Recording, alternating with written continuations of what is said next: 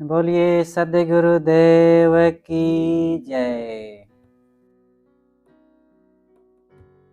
मुद मंगलमय पूजनीय संत समाज, इस समय प्रातःकालीन जो हमारी सभा होती है, सदगुरु अभिलाष साहेब जी के जीवन की कुछ घटनाओं को लेकर के जीवन दर्पण पुस्तक के आधार से चलती है। अभी तक जो प्रसंग चला है उसी के आगे आज फिर शुरू करते हैं। आज का प्रसंग है उनकी तितिक्षा। तितिक्षा कहते हैं सहन शक्ति को। साधक के जीवन में तितिक्षा का गुण आना बहुत आवश्यक होता है। तितिक्षा के अभाव में थोड़े थोड़े में व्यक्ति विचलित होता रहता है, दुखी होता है। लेकिन जिसके जीवन में तितिक्षा का बल है तो वो बड़ी बड़ी घटनाओं में भी, दुख, वियोग, प्रतिकूलता, इन सब घटनाओं में भी वो वैसे ही अडिग रहता है, दुखी नहीं होता, विचलित नहीं होता। तो सदगुरु अभिलाष साहेब जी अपने गुरुदेव सदगुरु श्री राम सूरत साहेब जी के साथ, समाज के साथ उन दिनों छत्तीसगढ़ गए हुए थे। ये सन 1963 या 64 के आसपास की बात है। आपका कार्यक्रम उस समय कोलियारी नाम के गांव में था। ये कोलियारी नावपारा के पास ही पड़ता है, वहाँ से 10-5 किलोमीटर के आसपास है। तो वहाँ कार्यक्रम था, लेकिन पास में एक गांव है सेमरा। कोलियारी के पास में ही सेमरा गांव है और सेमरा के भक्तों ने एक दिन के लिए आमंत्रित किया था पूरे समाज को। तो सदगुरु श्री राम सूरत साहेब जी पूरे समाज सहित गए। गुरुदेव जी भी साथ में थे। दोपहर में भोजन भंडारा हुआ और उसके पश्चात कुछ सत्संग हुआ। शाम करीब 4-5 बजे तक ये सब कार्यक्रम संपन्न हुआ और बड़े साहेब जी समाज सहित वापस चले आए। और इधर पूज्य श्री अभिलाष साहेब जी के पास भक्तों की भीड़ बनी रही, मिलने जुलने वालों की, और कुछ पुस्तकें भी उन दिनों थोड़ी रहती थी तो उसको भी कहीं देना होना पड़ जाता था। लेकिन खास रूप से मिलने जुलने वालों की। जब से गुरुदेव जी समाज में आए, पुराने योग्य संत होते हुए भी पूज्य श्री सदगुरु श्री राम सूरत साहेब जी तो थे ही, वो तो गुरु स्थान पर थे, लेकिन उनके अलावा भी और योग्य संत होते हुए भी जब से आप समाज में आए, ज़्यादातर प्रवचन सत्संग आपका ही हुआ करता था, आपसे ही लोग सुनना चाहते थे। तो समाज सहित और सभी संतजन तो वापस कोलियारी चले गए और गुरुदेव जी को जाने में देर हो गई, अंधेरा हो गया था। चांदनी रात थी, बरसात हो चुकी थी, ये बारिश का लगभग समय था, कार्तिक के आसपास का या शायद उसके पहले का, लेकिन बारिश हुई थी उस समय। तो बारिश तो निकल गई, मौसम साफ हो गया था, चांदनी रात थी और आप चल पड़े पैदल। नंगे पैर उस समय चलते थे, जूता तो था ही नहीं, चप्पल भी नहीं पहनते थे। खड़ा हूँ रात में इतना दूर के लिए पहन नहीं सकते। निवास पर अक्सर गुरुदेव जी खड़ाऊ पहनते थे। तो एक जगह नाला था और नाला में बहुत सारा कांटा, वहाँ बबूल बहुत हुआ करते हैं, आज भी बहुत बबूल होते हैं।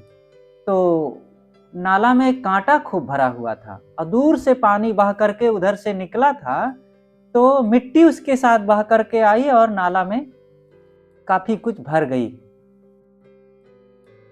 तो मिट्टी मिट्टी दिख रही थी, कांटा दिखता नहीं था। चांदनी रात थी और आप आगे बढ़ते गए। सोचे समतल भूमि है, पैर रखे, पूरे पैर में कांटे गड़ गए। सोचे कि अब क्या करें, आगे नहीं होगा।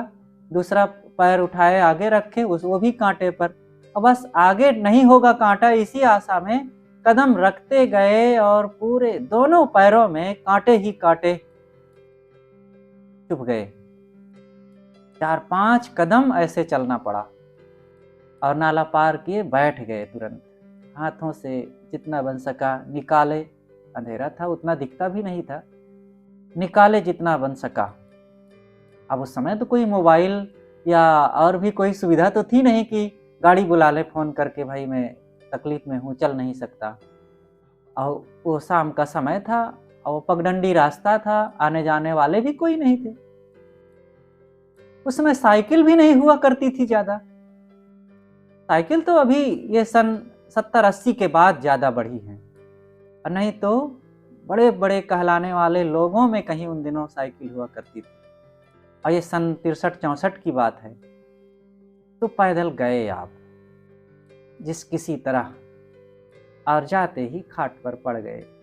काफ़ी पीड़ा थी। लोग आए, क्या हुआ साहब, बताए कि भाई पैरों में बहुत कांटे गड़ गए हैं।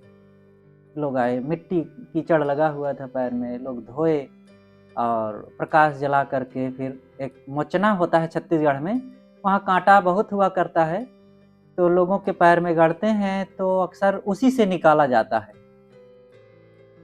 तो निकाले 27 कांटे वहाँ पर निकाले गए, जबकि उससे बहुत ज़्यादा ही कांटे यहाँ पर निकाल करके गुरुजी गए थे, और वहाँ 27 कांटे निकाले गए। कुछ कांटे रह भी गए जो बहुत बारीक थे, लेकिन 2-3 दिन तक आप चल ना सके ठीक से। धीरे धीरे फिर ठीक हुआ। लेकिन ऐसी सब स्थिति होते हुए भी आपके मन पर ये सब विशेष नहीं प्रभाव डाला। आप लोगों से वैसे ही प्रसन्नचित बात कर लिया करते थे और मस्त थे। ये शरीर भाव उनका तो बहुत पहले चला गया था। साधक की यही कमाई होनी चाहिए, शरीर भाव मिटता जाए, आत्म भाव बढ़ता जाए, और जितना जितना आत्म भाव बढ़ता जाएगा उतना उतना दुख घटता जाएगा साधक का। ये हमारी असली कमाई है, और इस कमाई के लिए जितना अधिक हम समर्पित होंगे, श्रद्धा भक्ति वैराग्य बढ़ाएंगे, उतना ये कमाई बढ़ेगी। इस कमाई के लिए और कोई बल की जरूरत नहीं होती है। धन बल, विद्या बल, बुद्धि बल, शरीर बल, ये सारे बल तो इसके सामने व्यर्थ होते हैं। इसलिए आत्मबल कमाएं, और आत्मबल तभी संभव हो सकता है जब साधना का बल बढ़ेगा। वहाँ से चल करके फिर इधर आना हुआ। भ्रमण छत्तीसगढ़ का हो चुका था, फिर उत्तर प्रदेश में अवध क्षेत्र में गुरुजी का बड़े साहिब जी के साथ ज़्यादा आना जाना उन दिनों हुआ करता था। तो समाज रहता था, 8-10 लोग, संतों का तो समाज था ही। आप उन दिनों अयोध्या से उत्तर ये किसी गांव में थे, और वहाँ बगीचे में सत्संग हुआ करता था। कोई पंडाल तो होता नहीं था, गांव में उतनी व्यवस्था नहीं होती थी, जगह की भी कमी, असाफ स्वच्छ उतना वातावरण न होने के कारण बगीचे में आप चले जाते और संतों को बता देते, वहीं सब पहुंच जाते और वहीं सत्संग चलता। तो जहाँ थे प्रतिदिन 1 घंटा दोपहर करीब 2-3 बजे के आसपास सत्संग चलता था। बड़े गुरुजी की खाट लग जाती थी, वे बैठ जाते थे, अन्य सब लोग नीचे जमीन पर अपना अपना टाट बिछा करके बैठते थे। गुरुजी भी अपना टाट बिछा करके सामने बैठ करके भावयान की कथा वहाँ करते थे। सदगुरु विशाल साहब जो रचित भावयान है, उसकी टीका सदगुरु श्री प्रेम साहब जी ने किया है। उसी ग्रंथ के आधार पर वहाँ पर सत्संग चला करता था। तो उसमें संत लोग थे, बड़े गुरुजी रहते, गांव के आसपास कई गांवों के भक्त आ जाते थे, और सामान्य लोग नहीं, विद्वान पंडित लोग भी आते थे। इस प्रकार करीब 50-60 लोगों की वो सभा हुआ करती थी। तो उस दिन विशेष रूप से जड़ चेतन निर्णय और प्रकृति पुरुष पर विचार, आत्मा अनात्मा का भेद, बंध मोक्ष आदि विषयों पर विशेष चर्चा खूब होती रही। सब लोग एकदम आनंदित थे, निर्णय सुन करके भाव विभोर थे सभी। इतने में एक सज्जन हाथ जोड़ करके बोल पड़े। उनका नाम था उमादत्त सिंह। सब भावना प्रधान भक्तिवान लोग थे, तो उन्होंने हाथ जोड़ करके निवेदन किया। और ऐसे लोग ये सब जो थे, जरूरी नहीं कि सब पारखी विचार के थे, प्रेमी थे, सत्संग के प्रेमी। तो उन्होंने हाथ जोड़ करके निवेदन किया कि भगवान, आपने पृथ्वी के मिट्टी के कारण समूह को पृथ्वी बताया, जल के कारण समूह को समुद्र बताया, अग्नि के कारण समूह को आपने सूर्य बताया, और वायु के कारण समूह को वातावरण बताया। लेकिन कृपा करके भगवान, ये जीव के भी कारण समूह को बता दीजिए। देखिए किस ढंग से पूछ रहे हैं, लपेट करके। तो इतने में एक दूसरे सज्जन वहां बैठे थे, वे ठाकुर जी थे। उन्होंने कहा, हाँ, अब आप यहाँ पर ईश्वरवाद लाना चाहते हैं कि इन जीवों का कारण समूह कोई ईश्वर है और वो जीवों को निर्मित करता है। क्योंकि समाज में यही बात फैली हुई है ना कि ईश्वर अंश जीव अविनाशी, चेतन अमल सहज सुख राशि। ईश्वर का जीव अंश है और वो अमल है और सुख की राशि है, मल रहित सुख की राशि है। लेकिन ये कहीं नहीं देखा गया कि कोई अंश हो और सुख की राशि हो। जो अंश होगा तो अखंड नहीं होगा, और जो अखंड नहीं होगा तो सुख की राशि कैसे हो सकता है। ये अलग विषय है। यहाँ पर वो प्रेरक कथा है, उस पर हम विशेष चर्चा करेंगे। तो उन्होंने कहा कि क्या आप यहाँ पर ईश्वरवाद लाना चाहते हैं?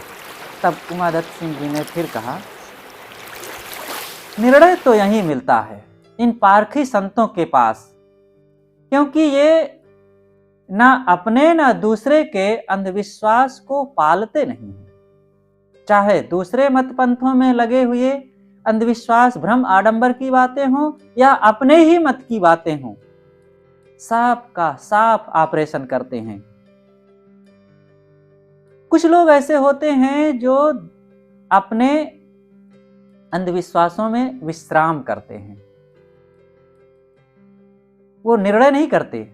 जो पुराने पूर्वजों ने, पूर्व परंपरा ने जिन बातों का पोषण किया है, उसी को हम भी पोषण करते चले जाते हैं, विचार नहीं करते, कुछ उस पर नया तर्क नहीं प्रस्तुत कर सकते। हाँ, और दूसरों के लगाए गए तमाम भ्रम जनित बातों को साफ निर्णय कर देंगे। यहीं पर गोस्वामी जी का वो उदाहरण याद आता है कि उन्होंने जब इधर बहराइच के गाजी मियाँ की मजार के बारे में लिखा, तब उन्होंने कहा कि लही आंख कब आंधरे, बांझ पूत कब ल्याए, कब कोढ़ी काया लही जग बहराइच जाए। वहाँ की गाजी मियाँ की जो मजार है उसके बारे में ये प्रसिद्धि है कि लही आंख कब आंधरे। प्रसिद्धि यह है कि अंधा व्यक्ति उसमें जो चढ़ाए हुए पानी, जो वहाँ कुंड है उसमें स्टोर होता है, उस पानी को आंख में अंधा लगा ले तो आंख देखते देखते ठीक हो जाती है। और बंध्या स्त्री पी ले तो उसको बच्चे हो जाते हैं, और कोढ़ी अपने हाथ पैर में लगा ले तो देखते देखते उंगलियां बढ़ जाती हैं। ये उसकी प्रसिद्धि है। और ये अभी की नहीं, आज से 500 साल पहले भी देखो ये थी, तभी गोस्वामी जी ने इस पर लिखा है कि लही आंख कब आंधरे, बांझ पूत कब ल्याए, कब कोढ़ी काया लही जग बहराइच जाए। बहराइच जाने से किस कोढ़ी ने, किस अंधे ने, किस बंध्या ने नेत्र, पुत्र और काया पाया। एकदम तर्कपूर्ण चिंतन उन्होंने दिया। लेकिन जब अपनी बात आई तब कहते हैं, चार खान जग जीव अपारा, अवध तजे तन नहीं संसारा।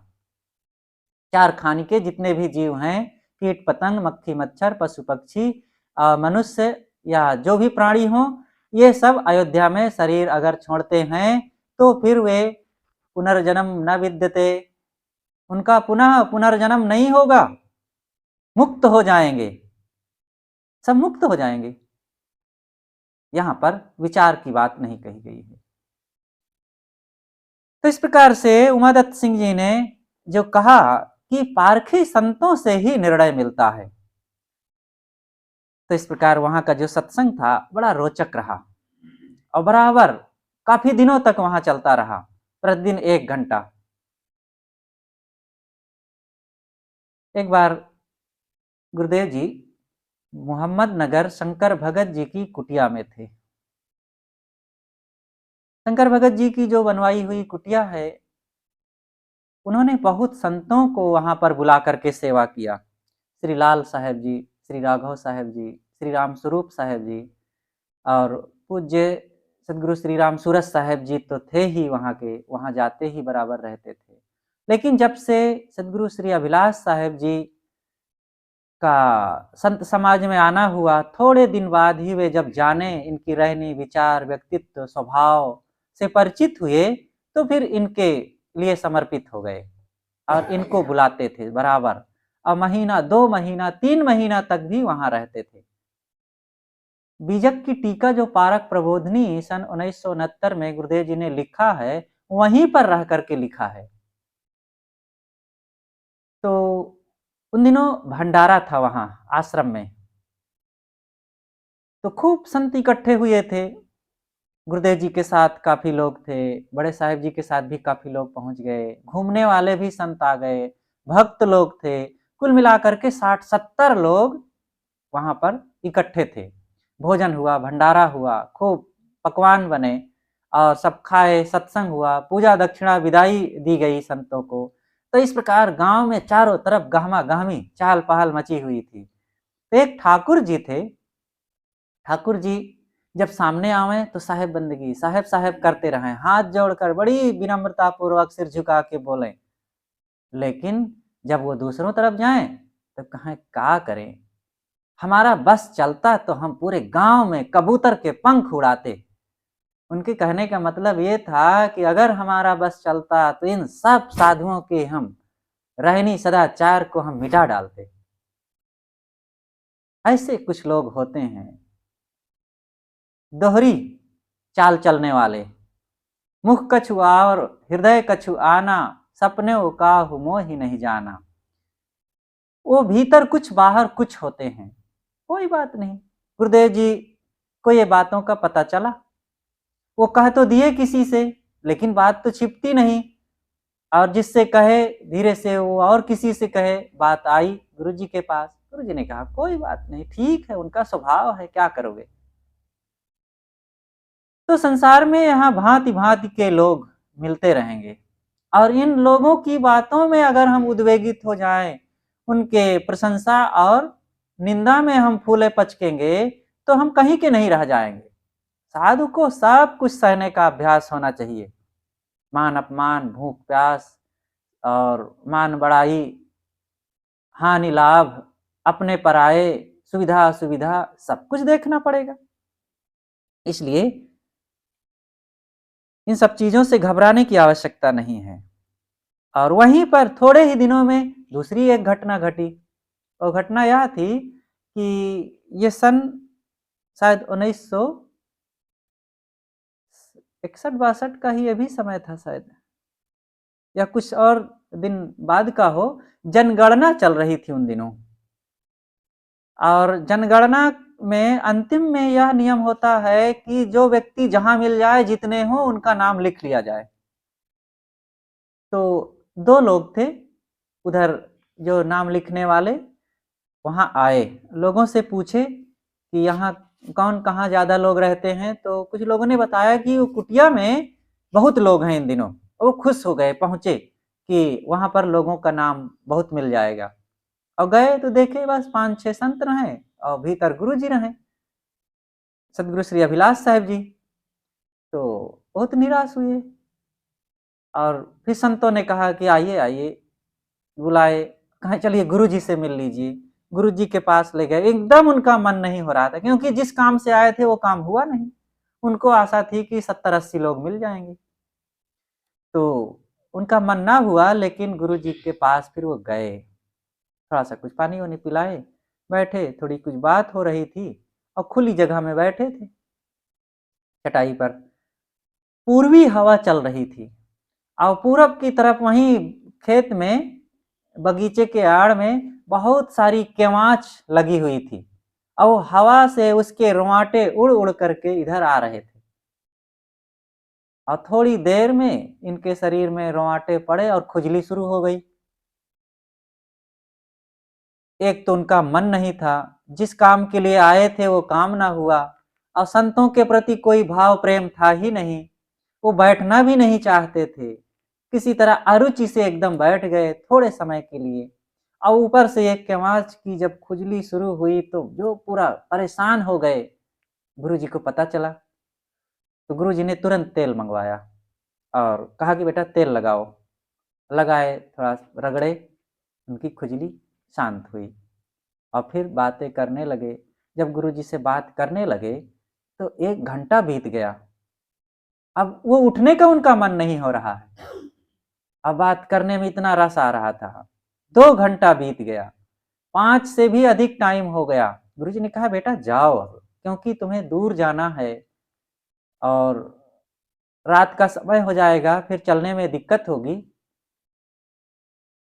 लेकिन उनका जाने का एकदम नहीं। कहा महाराज हम आए जब तो एकदम मन नहीं था, क्योंकि हम जिस काम के लिए आए थे बड़ी आशा थी कि इतने लोग मिल जाएंगे तो लिख लेंगे और हमें नाम बताना पड़ेगा वहाँ, लेकिन मिले नहीं। और फिर आपके पास ला करके लोग बैठा दिए, एकदम मन नहीं था। और फिर खुजली शुरू हो गई तो एकदम हम हैरान हो गए। लेकिन महाराज अब तो आपको छोड़ने का मन नहीं होता है। ठीक है बेटा, कोई बात नहीं, अब जाओ। तो गुरुजी आग्रह करके उनको भेजे। तो समाज में, संसार में ऐसे ऐसे लोग होते हैं, कुछ लोग होते हैं कि आपके संयम सदाचार को वो मिटा डालना चाहते हैं, और कुछ लोग होते हैं जो आपके संयम सदाचार से प्रेरणा लेकर के अपने जीवन में उसको प्रतिष्ठित करते हैं, अपने जीवन में उन चीजों की कमाई करते हैं। इसलिए ऐसे ही लोगों के पास हमें रहना चाहिए, ऐसे ही लोगों से बात व्यवहार रख करके अपने जीवन में साधना परमार्थ की कमाई करना है। उन्हीं दिनों आपके प्रारंभिक साधना काल का ही ये समय था। आप अवध क्षेत्र में ही किसी गांव में गुरु जी के साथ कार्यक्रम में थे। एक संत मिले जो आपसे 6 महीना पहले साधु जीवन में आए थे, और किसी एक संत से उन्होंने साधु वेश ले लिया था और भ्रमण करते थे, अपने गुरु के पास कभी रुके ही नहीं। और इनके बारे में जानते थे कि श्री अभिलाष साहब भी एक संत हैं, और वे भी गृह त्याग करके और अपनी बड़ी जगह को त्याग करके साधु हुए हैं। उनके मन में भाव था आपके लिए। तो एक दिन जब उस समय वहां मिले तो मिलते ही उन्होंने कहा कि भैया आप तो एकदम महंत जी के सामने चोटी कटा करके घूम रहे हैं। उनके कहने का भाव था कि आप तो एकदम उनके गुलाम हो गए हैं, उन्हीं के पीछे पीछे घूम रहे हैं। तो साहब जी को सुन करके बात अच्छी नहीं लगी, लेकिन सेवा कार्य में लगे थे, उस समय कुछ नहीं बोले। और करीब शाम हो रही थी, 4-5 बजे का टाइम, फिर वो आए। कहें भैया तुम तो एकदम से उनके पीछे लगे हुए हो और बिल्कुल छुट्टी नहीं लेते हो, अपने को तो बेच दिए हो। फिर एकदम अनसुहाती बात कहे तो साहब जी ने कहा कि अभी मैं आपसे बात नहीं कर सकता हूँ, चलें, शाम को बात करूंगा जब गुरुजी सो जाएंगे, तो अभी मैं सेवा कार्य में व्यस्त हूँ। 8 बजे के बाद जब भोजन आदि से सब निवृत्त हो गए साहब जी, और मच्छरदानी बांध दिए, साहब जी सो गए, मतलब सोने में चले गए बड़े साहब जी। तब आपको छुट्टी मिली और फिर उनको बुलाए, एक पेड़ के नीचे जाकर के बात किए। तब उन्होंने कहा कि उनके मन में वही बात हौल रही थी, स्वतंत्रता स्वतंत्रता, घूमने की और किसी के नियंत्रण में ना रहने की। तो कहें कि आप तो एकदम से उनके गुलाम बन करके घूम रहे हैं। तब साहब जी ने कहा कि देखिए साहब, आपको ऐसा नहीं कहना चाहिए। आप संत हैं, और संत का मतलब होता है कि साधना करना, और साधना वही कर सकता है जो किसी के हाथ में अपने जीवन को समर्पित कर सकेगा, किसी आधार में रहेगा। निराधार आधार ले जानी, निराधार स्थिति प्राप्त करने का काम है साधु का। स्वरूप स्थिति निराधार स्थिति है, और यह किसी गुरु और संत के आधार में रह करके ही संभव है। अरे केवल स्वरूप स्थिति की बात नहीं है, व्यवहार की मर्यादाओं को भी निभाने के लिए जो गृहस्थ जन हैं, उनको भी अपने बुजुर्गों, माता पिता आदि के नियंत्रण तो चाहिए ना, उनका आधार तो चाहिए ना। फिर साधु के लिए वो निराधार घूमे जहां तहां, क्या पाएगा वो? तो आप जो ये बात कहते हैं, ये विवेकपूर्ण बिल्कुल नहीं है। आपको भी किसी अपने बोधवान गुरुजनों के पास रह करके शिक्षा दीक्षा ग्रहण करके अच्छी तरह से समर्पित होकर के साधना करना चाहिए। ये घूमना यहाँ वहां जहां तहां, और 4-4 रुपये 2-2 रुपये विदाई लेते रहना, ये कोई साधुता है? और इससे कोई जीवन मुक्ति मिलेगी कि विदेह मुक्ति मिलेगी, कि मन की शांति मिलेगी? कुछ भी नहीं मिलना है। इसलिए ये सब छोड़िए, और आज के बाद मुझे आप ऐसी बात ना कहिएगा कि आप उनके गुलाम बने हुए हैं। गुलामी करने के लिए ही हम आए हुए हैं, क्योंकि यही करने से हमारी दुनिया की गुलामी मिटेगी। और नहीं तो आज घूम लें मनमानी, और दुनिया की गुलामी के लिए हमारे अंदर ही वो रोग भरा हुआ है, वो वासनाएं, मनोविकार, मन इंद्रियों की चंचलताएं, और वो हमें दुनिया में बारंबार पटकेंगी। इसलिए ये आपका कहना बिल्कुल उचित नहीं है कि गुरु संत के नियंत्रण में रहना, उनकी आज्ञा में रहना और उनके शरण में रह करके साधना करना, ये गुलामी नहीं है। तब आपने विशाल देव की एक साखी सुनाया, बिके बिना नहीं बाची हो चाहे जहां बिकाओ, गुरु के बिके बिकब मिटे जगत बिके मिट जाओ। बिना बिके बच नहीं सकते हो, सबको अपने आप को बेचना ही पड़ेगा। अब सोच लो, आप किसके ग्राहक बनना चाहते हैं? अगर दुनिया वालों के ग्राहक बनेंगे तो वो चाक की तरह नचाएंगे आपको। चाक कैसे नाचता है? कुम्हार का चाक। ऐसे ही धन के लिए, घर के लिए, पुत्र के लिए, पति के लिए, पत्नी के लिए, मान बढ़ाई के लिए, पद प्रतिष्ठा के लिए नाचोगे। और अगर गुरु के ग्राहक बनेंगे तो गुरु तो अपने समान बना लेंगे। गुरु गुरु बनाता है, गुरु श्रेष्ठ बनाता है, वो रहनी, वो बोध, वो विचार, और वो संयम दे करके। और उनके पास अगर हम रहेंगे तो हमारा बिकना मिट जाएगा। तो इस प्रकार से ये उन संत को आपने समझाया, और फिर वो भी सहम गए, और फिर दोबारा ऐसी बात कभी नहीं कहे। सन 1963 की बात होगी। गुरुदेव जी छत्तीसगढ़ में थे, और पूरा समाज था। बड़े गुरु जी सदगुरु श्री राम सूरत साहेब जी भी थे। तो ये धमतरी जिला में, उस समय तो रायपुर जिला था, लेकिन धमतरी क्षेत्र वो था। धमतरी से काफी दूर पर एक गांव था सिरसिदा, और सिरसिदा में ही कार्यक्रम था। और वहां से भी कुछ दूर पर एक पहाड़ है, उसे श्रृंगी ऋषि पर्वत कहते हैं। कहा जाता है कि श्रृंगी ऋषि कभी जो हुए हैं, वे वहां पर रह करके तपस्या किए हैं।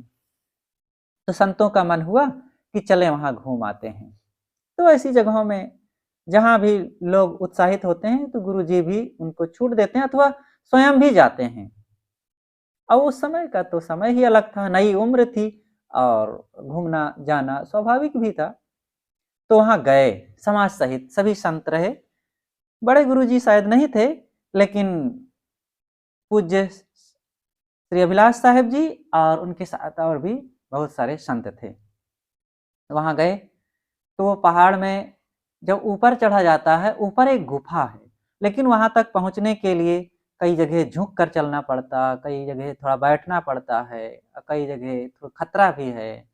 तो इस प्रकार जब ऊपर चले जाते हैं तो एक बहुत बड़ी जगह है और वो मंच रूप में सामने बना है, सामने एक बड़ा-सा मैदान भी बना हुआ है। तो ऐसा लगता है कि इसको बनाया गया है, व्यवस्थित मंच और सामने बहुत से लोगों के बैठने की व्यवस्था। तो वहाँ गए और सब लोग, तो गुरुजी ऊपर आसनी बिछा करके बैठ गए, सब संत नीचे बैठ गए।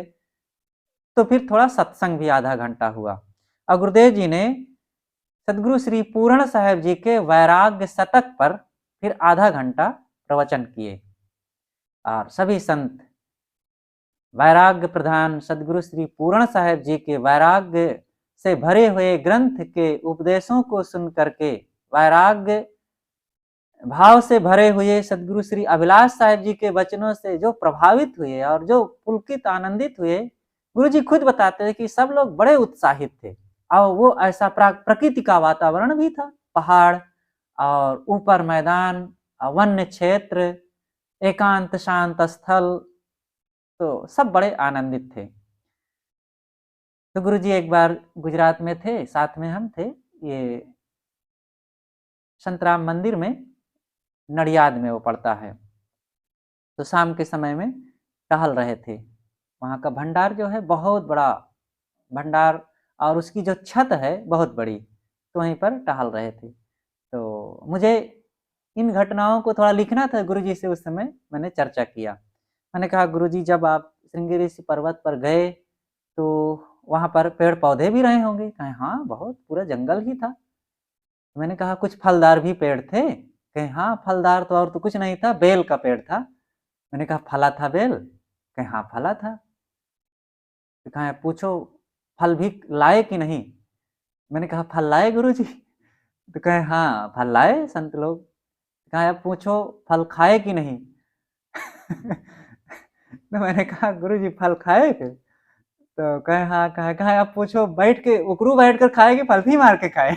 विनोद किए गुरुजी भी, खूब हंसी हुई, बहुत हंसे। तो कभी कभी बहुत विनोद करते थे, आगे आएगा प्रसंग, हंसी विनोद का भी उनका एक प्रकरण है। तो बहुत सारी घटनाएं थी उसमें, इसमें थोड़ा दिया गया है। नहीं, उनके जो हंसी विनोद हुआ करते थे बड़े रोचक, बड़े मजेदार हुआ करते थे। तो ये घटना रही श्रृंगेरी पर्वत छत्तीसगढ़ की। तो गुरु जी के जीवन से जुड़ी हुई वहाँ की एक घटना थी, जो संत समाज सहित गए तो बहुत अच्छा रहा। और अंतिम में वहाँ चलते समय फिर गुरु जी ने संतों को यह भी संबोधित करते हुए कहा कि अंत दशा लिए आदि में सोई साच वैराग, सो सुखिया तिहुलोक में जाको निश्चय त्याग। सदगुरु श्री पूर्ण साहेब जी कहते हैं कि साधक को अंत दशा लिए आदि में ही अंत की दशा को अपना लेना चाहिए। अपनाने का मतलब उस पर विचार करना और उस पर ठीक से मनन करके जीवन में उसकी रहनी को अपना लेना। अंतिम में क्या होना है? सारे संगी साथी छूटेंगे, घर धन छूटेगा और ये शरीर की अवस्था छूटेगी, ये स्वास्थ्य, ये शक्ति, ये धन, ये ताकत नहीं रह जाएगी, सुंदरता जाएगी। यही तो सब होना है। और जो इन्हीं में अपने मन को लगाए रखेगा तो फिर वो अपने अंदर कैसे लौट पाएगा, आत्मा में कैसे मन को लगा पाएगा? इसलिए इनके अंत को जब सोचेंगे तब फिर आत्मा की शुरुआत होती है। जहां से दुनिया का चिंतन समाप्त होता है, वहीं से आत्मचिंतन शुरू होता है। तो इन बातों को सुन करके संतजन भी काफी आनंदित थे। आगे की कथा आती है कि गुरुदेव जी उन दिनों कोलकाता, उस समय कलकत्ता था वो, ये सन 1964 की बात है, भक्तराज श्री प्रेम प्रकाश जी के घर पर। सन 1963 या 64 में ही गुरुजी पहली बार कलकत्ता गए थे। तो श्री प्रेम प्रकाश जी उन दिनों किराए पर मकान ले करके वहाँ रहते थे और उनकी फैक्ट्री शुरू हो गई थी और धीरे-धीरे उसमें और प्रगति आ रही थी और फिर बाद में मकान बनवाए। उनकी माताजी पश्चिमी उत्तर प्रदेश की थी। ये खुर्जा के आसपास शायद टुंडला या अलीगढ़ की तरफ की रहीं। तो एक बार उन्होंने एक बहुत बड़ा काम किया। वहाँ की महिलाओं को लेकर के खुर्जा में बहुत बड़ा आंदोलन किया। जो महिलाओं के फ़ोटो पोस्टर में, अखबारों में या अनेक पत्र-पत्रिकाओं में लोग विज्ञापन के रूप में दे करके उनके साथ, उनके जीवन के साथ कैसा लोग खिलवाड़ करते हैं। ये पुरुष प्रधान समाज ने सदैव से नारियों को केवल विज्ञापन की चीज़ बना करके रखा। तो इसके लिए उन्होंने एक बहुत बड़ा आंदोलन किया और बड़े-बड़े बैनर टंगवाए और झंडा लेकर के महिलाओं का एक बहुत बड़ा दल लेकर के नहीं चलेगा, नहीं चलेगा और ये बंद करो महिलाओं का के फ़ोटो को विज्ञापन में देना। और पूरे खुर्जा में उन्होंने तहलका मचा दिया था। लेकिन यहाँ पर कमाने वाले और व्यापारी सब अपने ढंग से रहते हैं, कौन सुनता है किसकी। लेकिन फिर भी उन्होंने जो काम किया वो उनके जीवन में या वहाँ के लिए एक बहुत महत्वपूर्ण घटना रही। तो वही कलकत्ता में रहीं तो आई एक बार गुरुदेव जी के पास और कहीं कि साहब कैसा ज़माना आ गया है, हमने कभी ऐसा नहीं किया। आजकल के लड़के लोग दिन भर ऑफिस में काम करेंगे और घर में आएँगे तो अपनी पत्नी को ले लेंगे और चल देंगे हाथ पकड़ करके बाज़ार में घूमने, और हम कभी नहीं ऐसा किए हैं। और उनकी पत्नी शाम को सबको खिला देगी और अपने पति को बुलाएगी और साथ में एक साथ बैठ के खाएँगे और हँसेंगे। ऐसा है बहुत बुरा लगता है और हमने ऐसा कभी नहीं किया। ऐसे कहती जाएँ और थोड़ा-सा आवेश में बोलती जाएँ। तो गुरुजी ने कहा कि माताजी आप इसमें क्यों इसका विरोध कर रही हैं? अरे आपका लड़का या कोई भी हो अपनी पत्नी को ही तो लेकर के जाता है बाहर। दिन भर वो बेचारी घर में बैठी रहती है, घर के काम में व्यस्त रहती है बंद घर में। तो शाम को अपने पति के साथ थोड़ा हवाखोरी करावे, बाजार घुमावे तो क्या हर्जा है।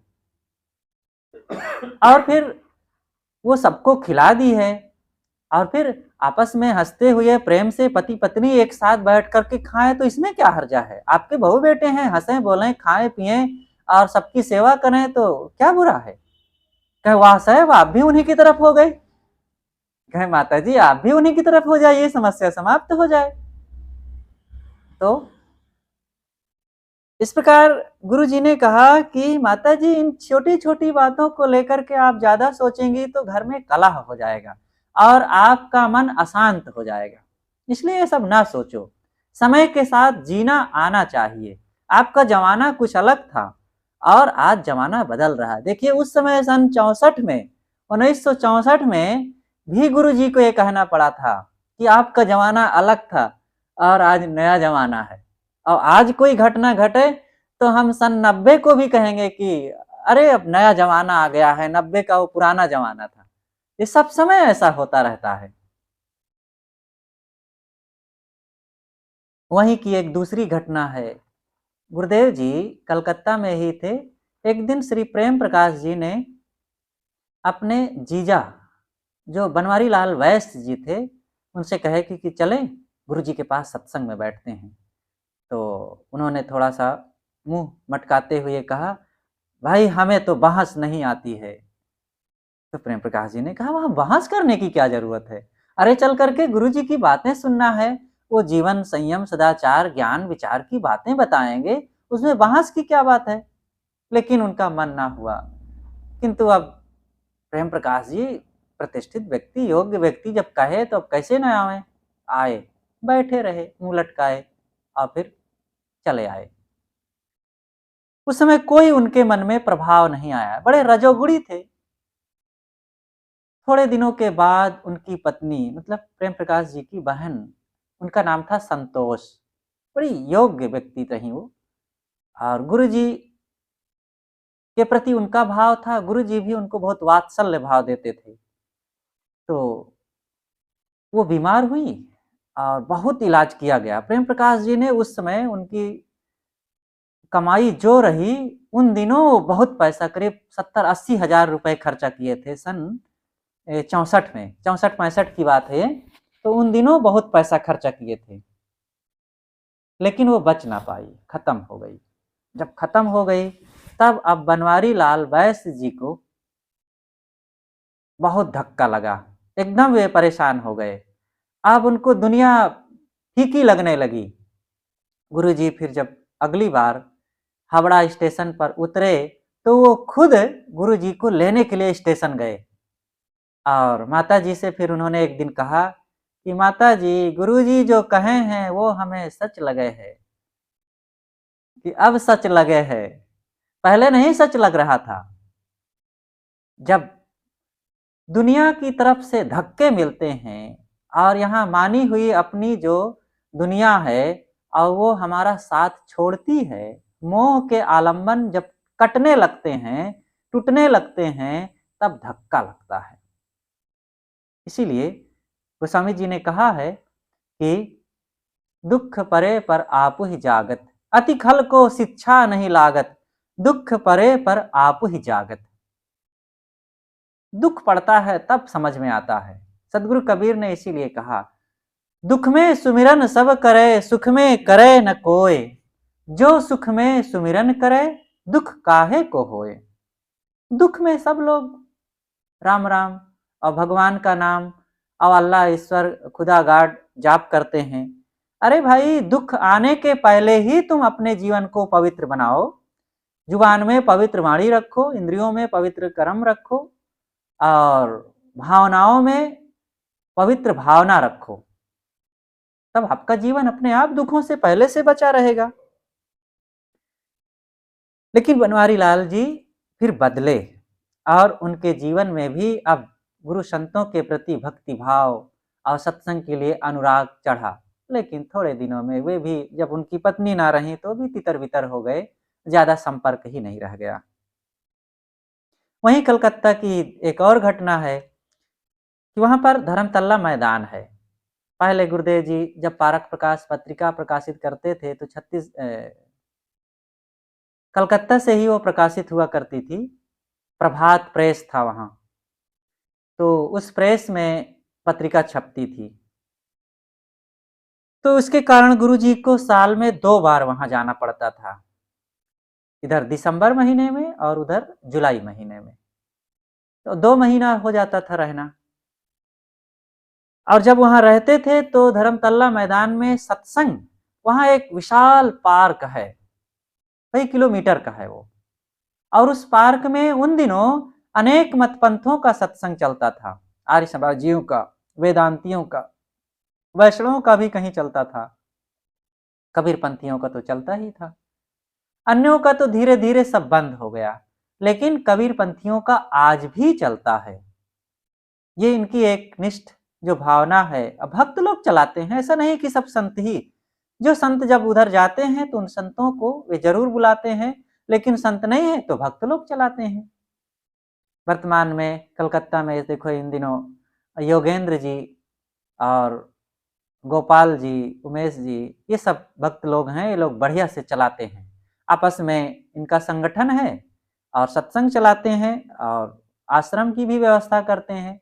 आए गए संतों की सेवा भी यही लोग करते हैं। तो उन दिनों गुरुजी कलकत्ता के धर्मतल्ले मैदान में भी प्रवचन करने के लिए गए। कबीर जयंती का समय था, उधर जेठ के महीने में या शायद उसी समय गए थे वहां। तो जब गुरुजी बोलना शुरू किए तो कबीर विचारों पर बोले, लेकिन सबसे पहले कबीर पर लगाए गए सारे अंधविश्वासों को उन्होंने प्रस्तुत किया। आपने कहा कि कबीर साहब का जन्म किसी माता पिता से नहीं हुआ, वे किसी तालाब में कमल के फूल पर, लहरतारा तालाब में कमल के फूल पर कमल ज्योति के ज्योति के रूप में प्रकट हुए। उनका शरीर मिट्टी, पानी, आग, हवा से बना हुआ नहीं था, तभी तो वे आग से जल ना सके, पानी में डूब ना सके, तलवार से काटे ना जा सके। कबीर साहब की आज्ञा से लकड़ी की चौकी चल दी।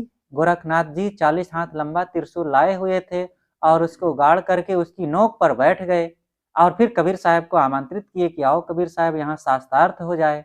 तो कबीर साहब के पास एक सूत का बंडल था, उन्होंने ऊपर फेंका और 80 हाथ ऊपर जा करके वो खड़ा हो गया और कबीर साहब जा करके वहां उसकी नोक पर बैठ गए और कहे आओ गोरखनाथ जी यहाँ सत्संग हो जाए।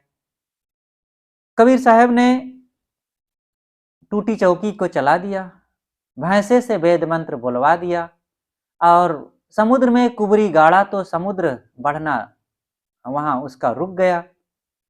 कबीर साहब के चरण जल से सूखा पेड़ हरा हो गया। कबीर साहब के चरण में जल डालने से 1000 किलोमीटर दूर पर किसी के पैर में आग पड़ गई थी और यहाँ जल डाला गया तो उनका पैर शीतल हो गया। तो ये कबीर साहब की महिमा सुनाए जब, तो लोग एकदम मंत्रमुग्ध होकर के, भाव विभोर होकर के सुन रहे थे। लेकिन जब खूब सुना चुके तब अंतिम में फिर कहते हैं कि सज्जनों, ये पूरा का पूरा टोटल झूठ है। जब इतना कहे तो सब स्तब्ध हो गए और फिर कबीर साहब के जो कारण कार्य व्यवस्था निर्णीत विचारों को फिर गुरुजी ने सुनाया कि यहाँ पर सबको अपने कर्मों का मिलता है। प्रकृति के जो गुणधर्म है, कारण कार्य की जो व्यवस्था है और तत्वों के जो अपनी शक्ति है, उसके विपरीत कुछ नहीं होता है। आकाश से बच्चे पैदा होने की कोई व्यवस्था नहीं है और कमल के फूल पर कोई इंसान नहीं पैदा होता है। भैंसे से वेद मंत्र बोलवाने का कुछ अपना अर्थ हो सकता है कि भैंसे जैसे मूढ़ मनुष्यों को भी सदगुरु कबीर ने ज्ञान का उपदेश दिया और वे भी ज्ञान का जीवन जीने लग गए, संयम सदाचार अपना लिए, ऐसा कहा जा सकता है।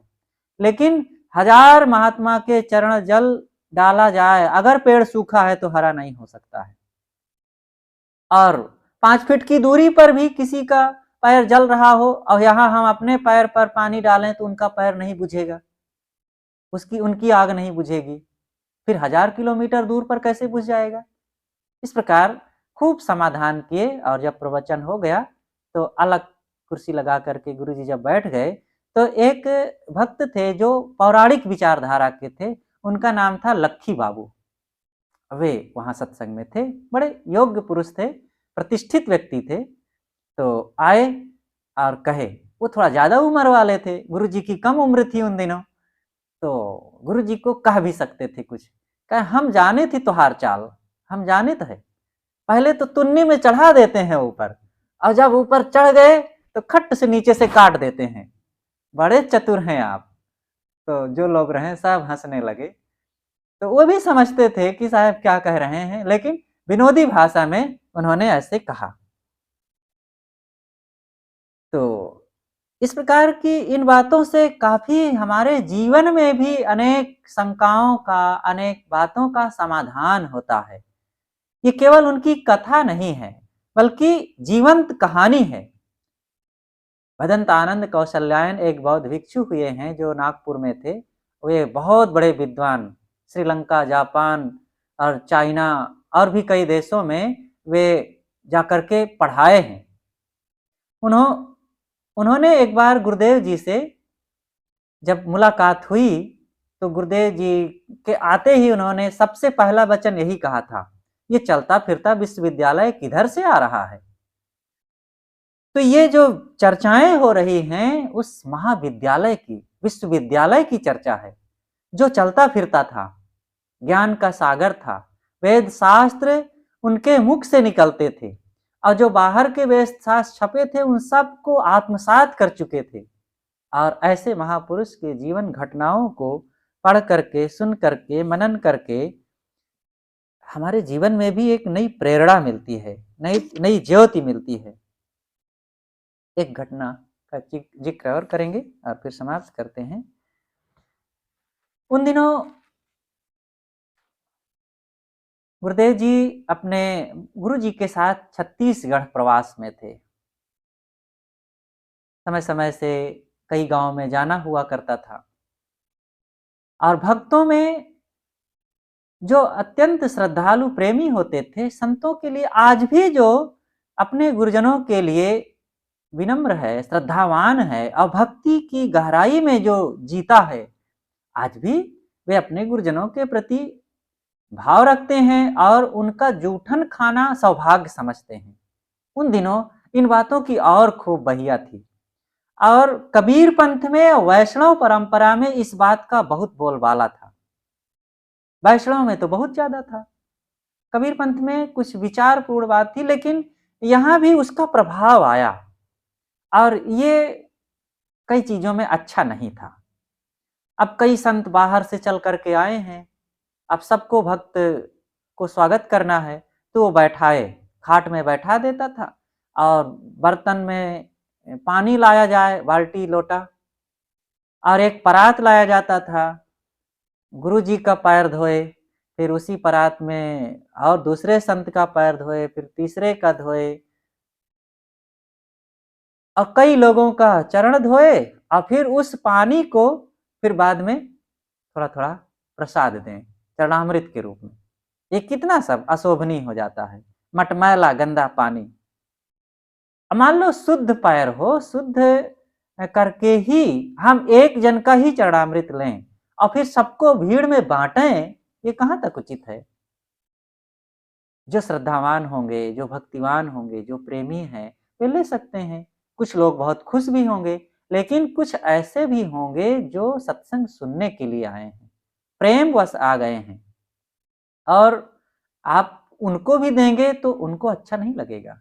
अगर उनको देने के अब वो बीच में सबके संकोचवश ले लिए, तो हो सकता है अगली बार वे आएंगे भी नहीं, उनके मन में जो रही सही श्रद्धा भक्ति है वो भी छूट जाएगी, और अब वो ले भी लेंगे तो उनको अच्छा नहीं लगेगा, और नहीं लेंगे तो उनके मन में संकोच होगा कि लोग क्या कहेंगे, मैं नहीं लूंगा, और इनके मन में भक्ति ही नहीं, प्रेम नहीं, तो ये उचित नहीं होता है। तो इस बात को गुरु जी ने फिर विरोध किया। कुछ दिनों के बाद ये चलता रहा, लेकिन बाद में विरोध किया। तो बड़े गुरु जी एक जगह भोजन कर रहे थे और पूज्य श्री अभिलाष साहेब जी उनको भोजन ला करके दे दिए थे, गुरु जी कर रहे थे, आप वहीं बैठे पंखा झल रहे थे।